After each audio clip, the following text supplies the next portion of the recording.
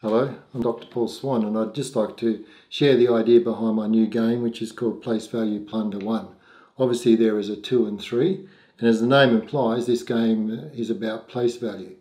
But what I really like about the game is the theme. Essentially, you might notice here that the players are on a ship.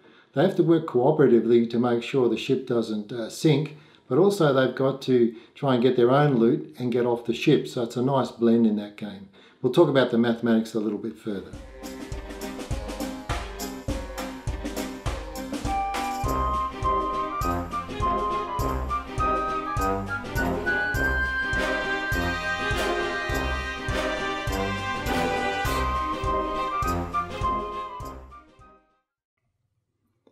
At the start of the game, each player must flick the spinner a few times to come up with the number they'll have to collect. Basically, it's one spin for each digit in the number. So in Place Value Plunder 1, it's a 3-digit number we're looking for, so you would flick 3 times. Each player then shows their number on the recording sheet, and then play begins at the wheel, which is in the middle of the board, and from the wheel you'll notice that there are 4 ways that you can go. The last thing to do before play can start is to put a counter on the damage tracker. I recommend putting it on 8 for a 4-player game or 7 for a 3-player game.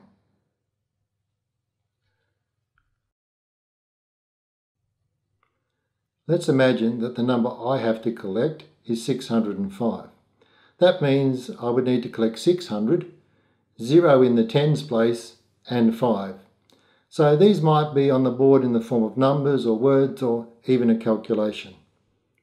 Each player in their turn will spin and move by the number shown. For example, if I spin 4, I can move 4 spots. Now if you spin any of the numbers shown in orange, that means that you would have been hit by a cannon shot from another ship. Then you would move the damage tracker 1 point closer to 0. If the damage tracker gets all the way to 0, then your ship sinks and all players lose. Don't worry though, there's a way to fix the ship.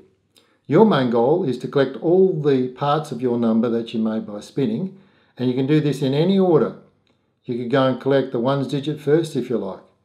But you should try and get an idea where your numbers are on the board when you start, and use the shortest path to collect all the numbers, because that might be completely different to someone else's path.